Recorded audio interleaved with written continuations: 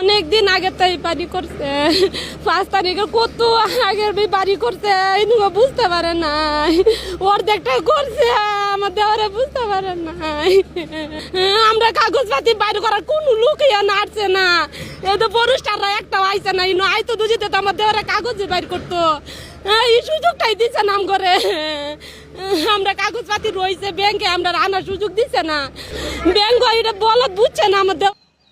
এতদিন তো দেশে কোনো অসুবিধা ছিল না, তাই না? 5 তারিখের পরে থেকে এগুলো অসুবিধা শুরু হচ্ছে। গরিব মানুষের বাড়ি ঘরলে অসুবিধা শুরু হচ্ছে।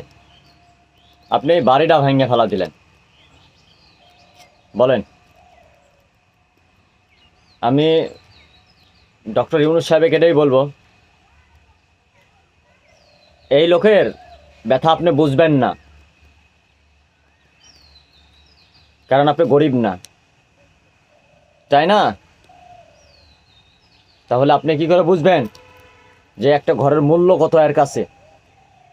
না, অর্ধেক বাড়ি বানানো হচ্ছে, বাড়ি বানানোর শুরুতে তখন যদি আপনি বাধা দিতেন, এখন এই বাচ্চা নিয়ে এই মাটা কোথায় থাকবে? আপনার তো তাতে কোনো অসুবিধা নাই, কারণ এতে তো আপনার আরও ভালো। আপনার ব্যাংক থেকে টাকা নেবে সুদে, আর আপনার সুদের কারিগর, সুদের মহাজন, গডফাদার বলা হয় যেটাকে। আপনার তো এগুলো কোনো মাথা ব্যথা নাই, তাই না? কিন্তু প্রধানমন্ত্রীর এগুলো মাথা ব্যথা ছিল, মাননীয় প্রধানমন্ত্রী শেখ হাসিনার এগুলো মাথা ব্যথা ছিল। হ্যাঁ, এই জন্যে এতদিন এরা বসবাস করতে পারিছে, যুগ যুগ ধরে তারা বসবাস করে আসছে। আজ তাদের বাড়িঘর ভাঙিচ্ছেন আপনি, এমন মরণ খেলায় মাইতে উঠেছেন আপনি। কারণ এরা বাড়িঘর ভাঙলে এদের কাছ থেকে আপনি আবার লোন নিতে পারবেন, আপনার কাছ থেকে লোন নেবে, তার সুদ চাপাবেন,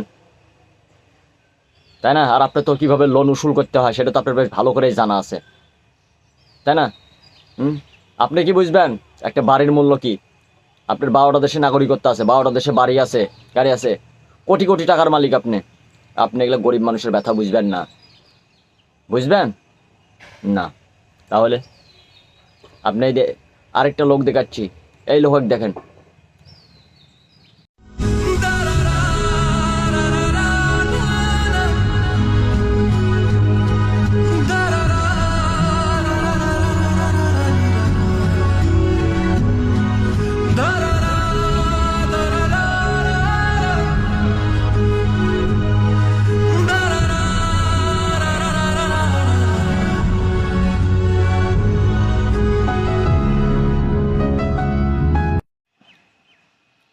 এই লোক যা বলেন একটা বাড়ির মূল্য কি?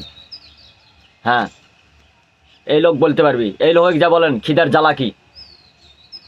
এই লোকটা প্রতিবন্ধী লোক, একটা হাত নাই, তার পাশেও কাজ করে খাচ্ছে। কারণ কি জানেন?